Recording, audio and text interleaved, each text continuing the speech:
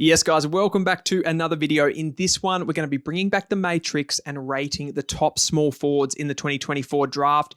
I think it's a perfect time to bring them out for two reasons. One, their importance in the AFL. They've really become a talking point in the last 5 years around, the most important position on the field almost for the work that they do, getting up the ground, getting the stoppage, and then running hard back at goal, being such a big presence for your defensive transition part of your game as well. So for that reason, and also for the fact that we've had a lot of bolters coming through in the last few weeks, some really big performances.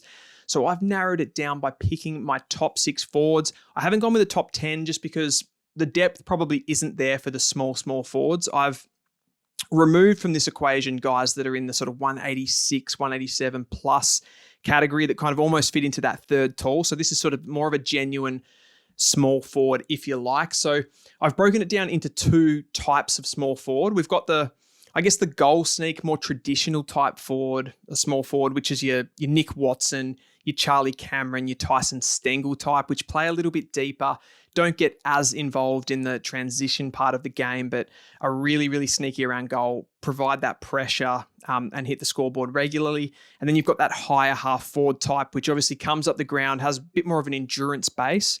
And then, works the team over going the other way. Think about players like Dylan Moore who, get involved in stoppage as well. Brent Daniels, Brian Myers type. So they get on the stat sheet a little bit more with their possessions and stuff like that just because they're higher up the ground. So we'll get into it. As I said, it's a top 6 and we do have the matrix. I'm not going to go through all of the 10 different things I'm rating them on. We'll do that as we go through the player. But I'll start with my number 1 player, which is I've gone back and forwards with this over the last few weeks, the last couple of months with the Kako and the Joe Berry debate. I've landed at this point on Joe Berry. Now as part of that is because of the fact that Isaac Kako has been injured for the last few weeks, so he hasn't had much exposed form. But there is also the factor that I do think Joe Berry does fit more into that category of the high half forward type, which if we're talking about, trends in the AFL and what is sort of growing in importance, Joe Berry does fit the prototype of being that perfect high half forward type that can get involved in various different parts of the game. He's 18 years of age. He's 180 centimeters. So he's got a little bit more height on some of these smaller forwards. He's a left footer. His national championships were quite breathtaking. 13 disposals he averaged, 6 score involvements and 2.5 goals. So he really does never let up with hitting the scoreboard at Murray Bushrangers level and at Vic Country level. Before I get into the actual matrix part of it, I think if there was an overall stat in this for just dangerous for the opposition when the ball hits the ground inside forward 50, I think Joe Berry exemplifies that perfectly. I've got his ground ball stuff here as the first marker as a 5 out of 5. Now, these small forwards, they pretty much all have 5 out of 5 for their cleanliness at ground level. Their ground ball stuff is brilliant, but Joe Berry's is something else. How he's able to manipulate the ball by either just tapping it out of the defender's way sometimes, getting through that traffic when it's really congested. He does a little knock-ons, gets a bit of space, and then uses his pace to run onto the ball. If he can't get the knock-on, he draws a foul, gets the free kick, and can convert that way as well. So just a real headache for defenders. He's a hard matchup. You can't put a really, really small defender on him because he's going to the next thing. His overhead marking is really good as well. He has massive athleticism and that vertical leap is huge. So he can fly into packs, take big hangers and take some real X-factor moment marks as well. I think mark of the year is not beyond this guy. And in that sense, I would sort of be thinking about someone like a Jamie Elliott, who he's a little bit like, but then he has probably more of a running capacity than a Jamie Elliott to get up the ground and play a little bit of midfield as well. His kicking, I've got rated here as a 4 out of 5. He can shank the ball a little bit on the run, I would say, but he's super penetrative. He gets up those long strides and can really drive the ball inside forward 50, but he is really good though on the when he's flat-footed, doesn't have a lot of area to move, and he can kick that around the body kick inside forward 50. He's really good at that, sort of that short kick on the 45. So yeah, 4 out of 5 for kicking, above average, but not at the top number. His decision-making, I've gone with a 4 out of 5. I think he's got an above average footy IQ. He knows where to go.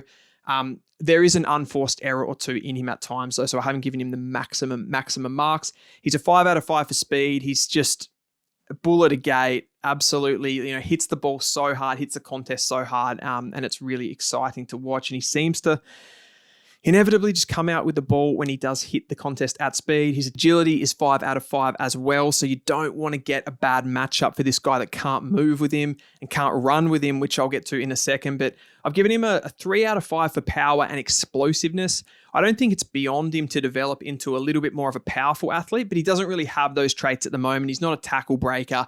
I wouldn't say he's explosive off the mark, but he is quite rubbery and dexterous as well. So defensive pressure 4 out of 5, particularly early in the year when he was playing deeper. He was really good with those forward 50 tackles. That's probably dropped off a little bit as he's played a bit more midfield, played a bit more wing as well.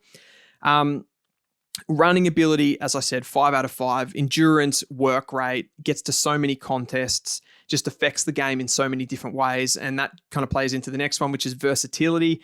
You can play him as that sort of modern high half forward coming up to stoppage type with his running ability. You can also play him as a pure goal sneak. You could just put him in the goal square and he will hit the scoreboard. So he's just a full dangerous package is Joe Berry. And I'm really excited to see what he does at AFL level. I think he can be a real steal because teams will be hesitant to take him with one of those, early top 10 type picks. So I've got his draft range there as 8 to 18. And, the closer he falls to 18, the bigger the steal he will be. It gives him a ranking of 44 out of 50 and my number 1 player in the small forward brigade. And I've got him playing like Luke Bruce, a combination of the Hawthorn boys here, Luke Bruce and Dylan Moore. I think he's got the overhead marking ability of a Luke Bruce, but he's also got the ground level stuff a little bit similar to a Dylan Moore as well. They kind of remind me. So what a package. I mean, if he turns out to be half of that, you'd be super happy. Love Joe Berry as a player, and we'll move on to number 2. So I've kind of given away number 2 there with my comparison at the beginning. It is Isaac Kako, the 18-year-old from the Quarter Cannons, 175 centimeters. So he's 5 centimeters shorter than a Joe Berry. And I talked about those groups of the traditional small forward and the high half forward type. I think Kako, although he has shown positional flexibility to be able to go and play in the midfield and pinch hit, he is more of that traditional inside 50 type of small forward. He's very impactful, and we saw that in the national championships with his score involvement level, which was ridiculous. That was 15 disposals, 2 goals a game, and 8 score involvement. So over half of his disposals turned into scores. Just an all-damage player. Pretty much every time he gets the ball, something happens. His Coates Talent League, I want to just reel off a little bit of this, which I suppose it kind of does devalue what I said before about him being more of that traditional type small forward, because he has gone into the midfield for Calder and been really good as a centre bounce midfielder. There's rounds where he's had 25 and 3 in the middle of the season, 25 and 1, and 29 and 3 goals in another game. So he can rack up. And he's probably shown actually to be able to find more of the ball than a Joe Berry that I spoke about before. So it's interesting, although I do see Joe Berry, his type, as being one that could thrive up the ground a little bit better. But Kako has shown it, at least at Coates Talent League level, that he's been really good there. Obviously at national championships, he was played as that deep forward, which I kind of see him being at AFL level. Currently injured and won't play again. He'll go to the draft combine, but he won't be able to participate in that either, as I understand. So hasn't really been able to show anything at the back end of the year, but he did the damage at the national championships. But he's kind of out of sight, out of mind a little bit at the moment. So we'll go through the matrix here just to show Isaac Kako's skills. His ground ball stuff, 5 out of 5, clean as anything. His overhead marking. Now, this is an area that is going to be marked down for him, 3 out of 5. So I've just gone average. I don't think it's like a bad area, and he certainly can compete in the air and bring the ball to ground if need be, but he's not great above his head. It's not really a strength of his. You don't really want him. You want him at the feet of the play. 175 centimeters, that kind of shows that anyway. His kicking is absolutely elite. It was back in, one of the early rounds, 1 or 2, I think it was, and I just watched him and he gave me a vibe of, he's got a little bit of an interesting kicking style as well. So he reminded me a little bit of a Grind Myers when he kicked the ball inside forward 50. As I said, was playing a little bit deeper. His decision-making, I've given a 4 out of 5. He's not the most calm-looking player in possession, if that makes sense. So he's very direct with the ball. He uses his power. He uses his strength as opposed to sort of, ducking and weaving and avoiding contact that way. So at different times when there's a lot of pressure coming at him from different angles, he maybe looks like to go through it as opposed to around it. Can sometimes get caught holding the ball a little bit there if he's, brought down in the tackle, if he can't use his strength. So 4 out of 5 there, but still definitely a sound decision maker. You're not really marking him down on that. 4 out of 5 is still good. His speed is a 5 out of 5. And that goes into his power and explosiveness, which is that there next as 5 out of 5, and his agility. So that part of his athleticism is absolutely sound and perfect for what you need as a small forward. When the ball hits the ground, you need somebody agile enough to pounce on it like a cat and then put it through the big sticks.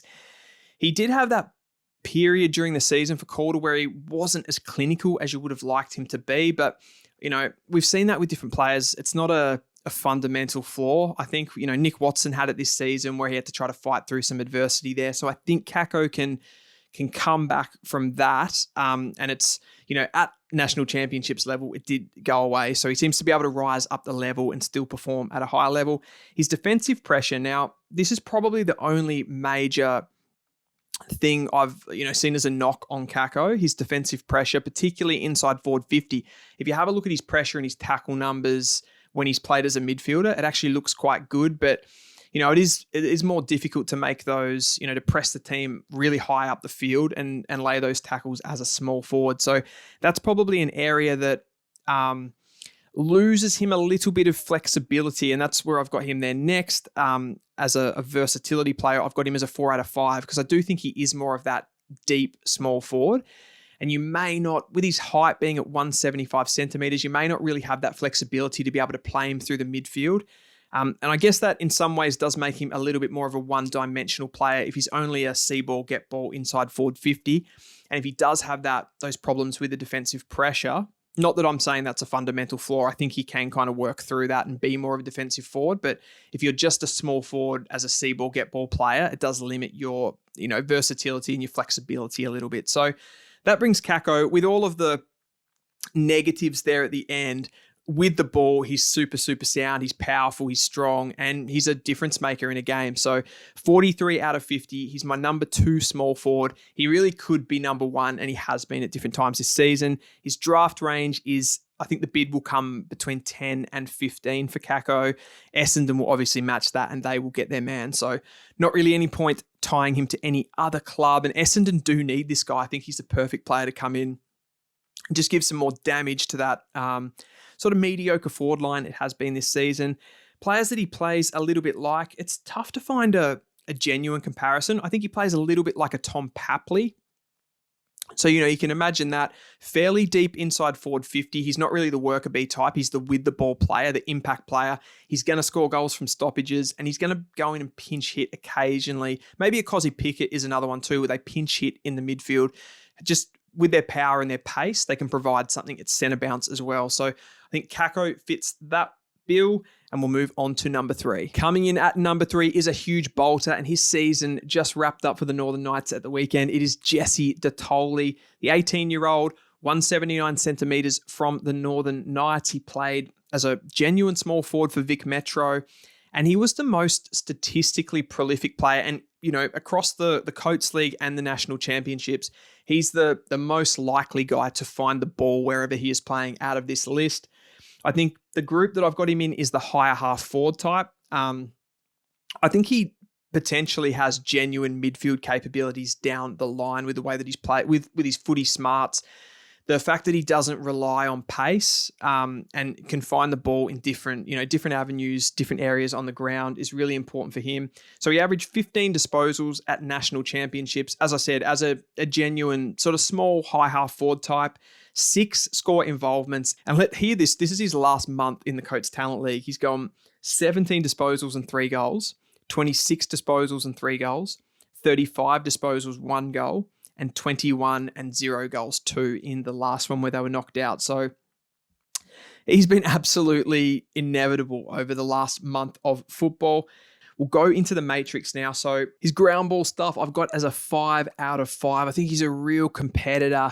One of the players that has the most mongrel on this list, and will do all the hard stuff for you as well, Detoli. And I think that's such an important part of the package that is Jesse Detoli. He has that character as well. He has a real arrogance, and I love that about him. Overhead, I've given him a 5 out of 5.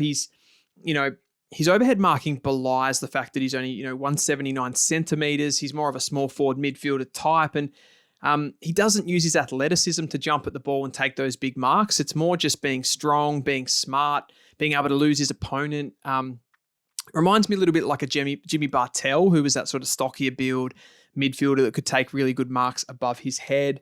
His kicking, he is an absolute magician with the ball. I think back to that Icon Park game against the Allies in the National Carnival, and he was kicking the ball better than any of those Vic Metro mids, like your Josh Smileys, your Levi Ashcrofts, your Jagger Smith.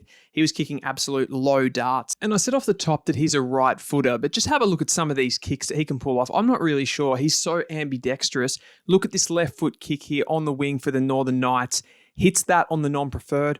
He's equally as imposing on his right foot as he is on the left. So not many players in this draft have that sort of flexibility on both feet. He had 2 games over 85% disposal efficiency in the Carnival. That's super for a high half forward type player. Decision making is a 5 out of 5. He rarely makes mistakes with the ball. He's super clean. Doesn't do anything outrageous with the ball as well. I just think he plays within his means, plays within his style, and it sort of works for him. He doesn't have to rely on any major athleticism there. Speed, a 3 out of 5. Not a real strength of his. His agility, a 3 out of 5. Just kind of glides around the ground, a little bit, a la Murphy Reed there. Power and explosiveness, 3 out of 5 as well. So definitely doesn't rely on that sort of thing.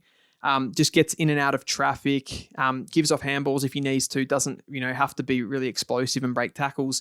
Defensive pressure though, and that's where the mongrel really comes out, a 5 out of 5. He loves to tackle inside forward 50. He loves to turn the ball over high and then put it on the scoreboard as well. And I think he's a really good team player as well. I think, that was a real sign of his game with the score involvements in the Carnival. Loves to hit up those kicks and get players on the lead and get players into the game, get teammates into the game.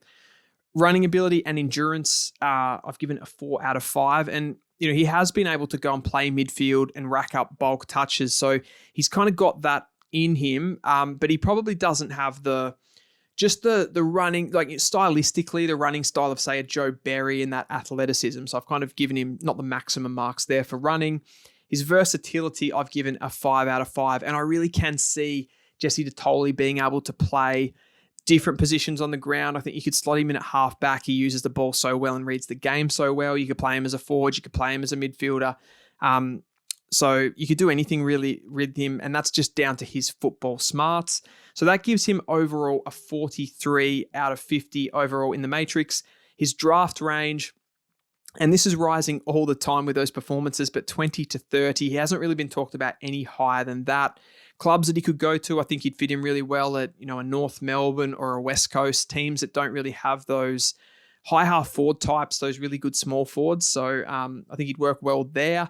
And he plays a little bit to me, like I said, with the overhead marking, it's a little bit, similar to like a Lincoln McCarthy at Brisbane. I said Jimmy Bartell. Brent Daniels is another one. Those players that get high up the field, they get involved from the stoppage source, and then they can also get deep and be the goal sneak as well. And that's the flexibility, the versatility that goes into the package. That is Jesse Detoli. So he is third on the list. Going into number 4, it is Jasper Alga, who really came on the scene around that national championships. The first game, he kicked 3 goals. Then he kicked 3 goals again in the second game. He dropped off a little bit after that, but he's had some big performances in the Coates League as well for Oakley. He's only 17 years of age, so he's the youngest on this list. 182 centimeters is the tallest on the list as well. So that kind of helps him a little bit with positional flexibility for sure. He's a right footer and definitely fits the mold of that higher half forward type. He can get up the ground. He's a really good runner, albeit we haven't seen that as much at Coates League level just because of the mids that are ahead of him. Playing in Oakley with Jagger Smith, Tom Gross, Finn O'Sullivan, difficult to actually get stints on ball, but he's definitely more than just a stay-at-home kind of forward. His national championships were really good, as I said, 9 disposals a game. So it was yielded pretty low touches, but he was always dangerous. A goal a game and 5 score involvements.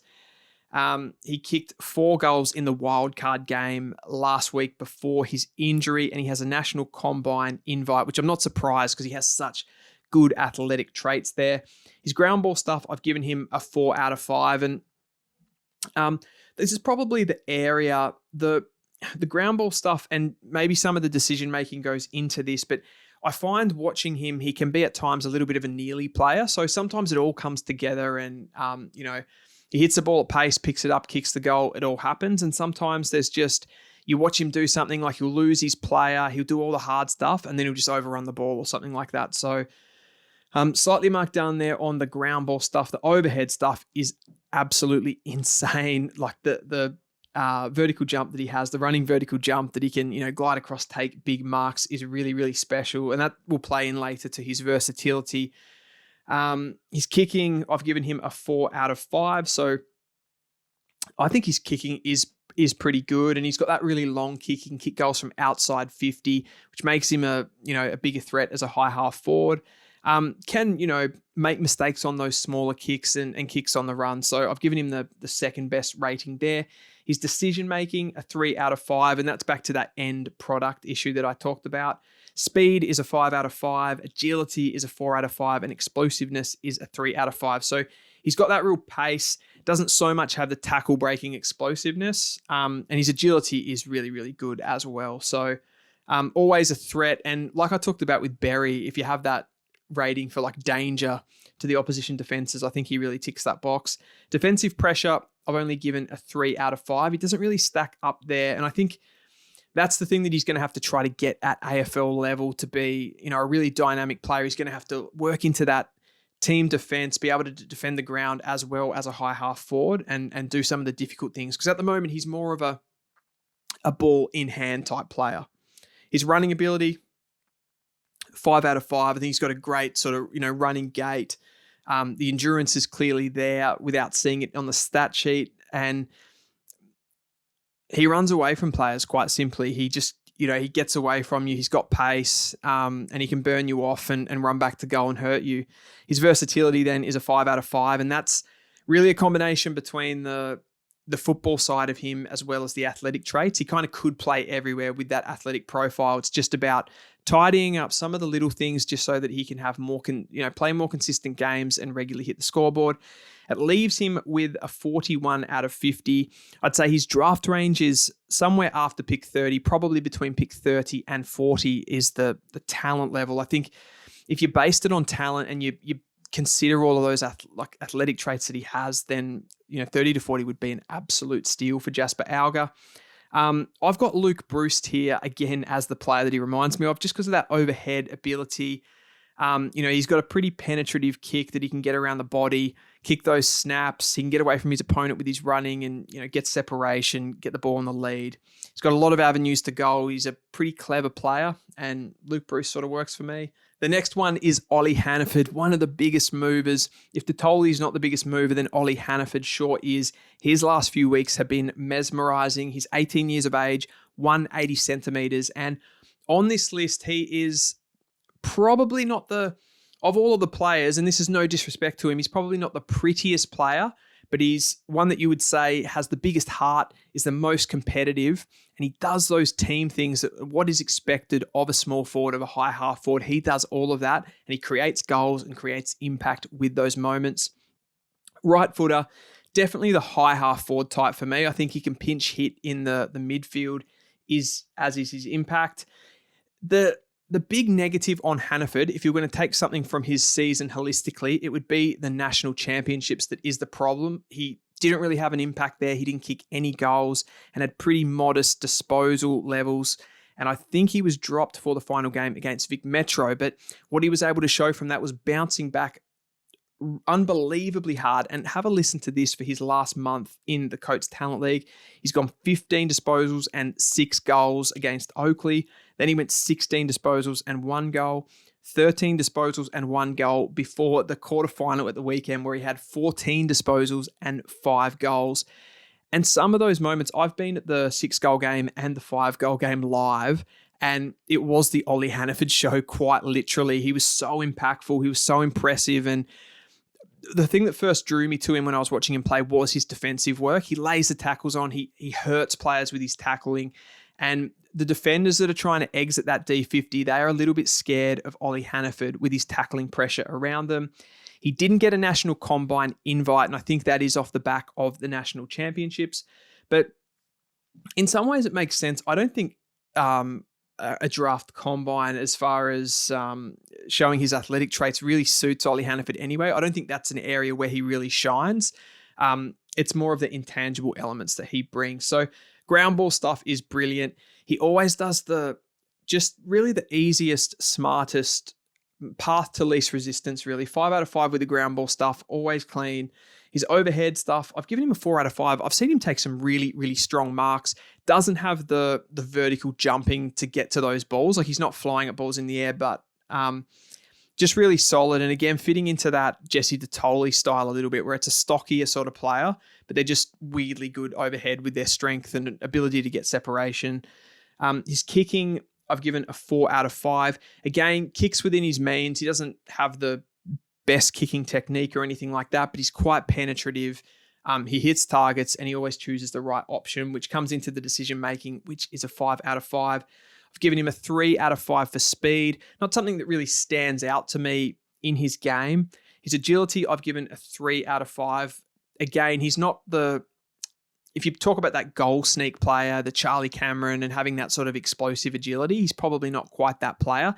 I think he does have a little bit of sort of power and explosiveness. He certainly, wills himself to get through, break tackles, and you just see him so often. I talk about the pace, which I gave him a 3 out of 5. He does always seem to end up as the last player. He seems to be able to get out the back, and he either does that deceptively. He doesn't look super quick, but he gets out the back and he runs at goal clean on. His defensive pressure is a 5 out of 5, and one of the real highlights of his game. There's an art to the way that he tackles. He can be a step or two away and he still makes the tackle. He still impacts the ball, either knocks it out, creates a turnover. And, we talk about AFL teams looking for players that, playing these forward half games, they want to lock the ball inside the forward 50. Ollie Hannaford's going to really help your cause at trying to keep that ball inside the forward 50 with his tackling pressure. Running ability, I've given him a 3 out of 5. Again, haven't really seen him play like full on midfield, so I haven't seen the running that way. And, probably doesn't look like the body type and stuff doesn't look like a natural runner. He looks like a bit of a stockier, heavier type player. Versatility, a 4 out of 5. And I think that comes down to the smarts that he has. He can sort of run through the midfield. He can, play as that goal sneak small forward. He seems to be able to do that and play as that high half forward and, mix up and work with the winger really well as well with that as that high half forward and effect at stoppage. Overall, that puts him at a 40 out of 50. And I'd say his draft range is somewhere between the 40 and the 60 mark. As I said, he hasn't got a national combine invite, but the performances just keep pushing him up each week. The impact is there for all to see that watch him play. And I think the player comparison that he reminds me of is probably someone like think about a Lockie Schultz at Freo, not at Collingwood, and the impact that he had there. That sort of reminds me of what I've seen from Ollie Hannaford in these big goal games. So we will move on. Ollie Hannaford, I'm a big fan. I've loved the work that he's done. And last on the list is the Western Australian Malachi champion, 18 years of age, 172 centimetres. So he is the shortest player on this list. And he definitely fits the group for me of that goal sneak type, that more traditional small forward. Never really plays in the midfield, never really plays that high half forward role. It's more deep. It's low disposal, hitting the scoreboard. And you can see from his national championships, he only had 8 disposals a game. He had 4 score involvements, 1.5 goals per game. And I remember one game he kicked 3 goals and it was, I think it was only like a 5 disposal game and he kicked 3. So that's the sort of player that he is. When he's got the ball in his hand, something will happen. He's a national combine invite player, so he sort of has that pedigree, but he's also an NGA prospect for the West Coast Eagles, so they will be able to get him wherever a bid comes.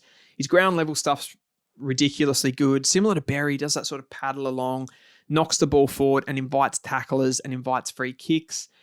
2 out of 5 for the marking, and that just comes down to his height and his physicality. He's a pretty skinny little guy, 172 centimetres, so doesn't have the physicality to be an aerial player.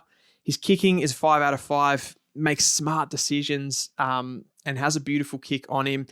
Those little chips inside 50 around the corner, rarely makes a mistake there. Decision making, I've given a 5 out of 5 as well.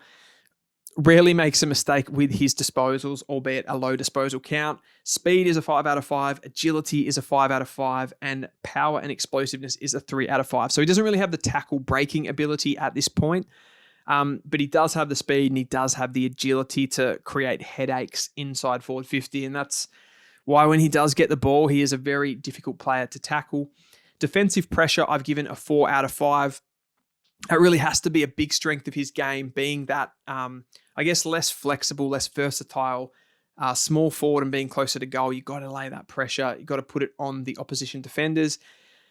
His running ability, I've given a 3 out of 5. Like, we haven't seen him play, any stints in the midfield and really get high up the ground. So it's more that we don't really know, I suppose. So I've just given him the average mark there.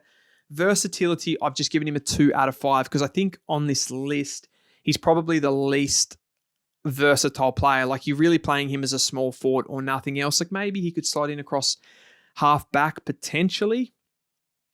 But yeah, doesn't have the height to really go into the midfield, doesn't have the, there's no real aerial ability there. So it's a small forward goal sneak. That is really where he's the most dangerous. And that's probably where he's going to play. So that is my top 6 players, my top 6 small forwards for the upcoming 2024 draft. They are becoming, as I said, one of the most important positions to get right. And we've seen teams like GWS go with these players in the top 20 in the draft, as is the importance of them. A couple of others that I just want to mention that, didn't make the top 6, but are really pushing. They've got national combine invites, etc. Phoenix Hargrave, Jacob Newton, and Evan Bradley, all from South Australia, had really good national championships and are all in the mix, just couldn't make the top 6. The other one there is Cody Angove from WA. He's another really promising small forward. And Josh Dolan from the Sandringham Dragons. I couldn't fit him in. But he's had a great season and another small forward that is really dangerous. Some of those, they mix between the goal sneak type and the high half forward type. That's pretty much all I've got for this video. I'm going to try and get plenty out in the next couple of weeks. I didn't get a video out last week. I was so busy. But this week I'll try and get 2 videos out and I'll try to keep that going for as long as I can coming to the draft. If you like the video, give it a like, give it a subscribe down below, and I'll see you guys next time.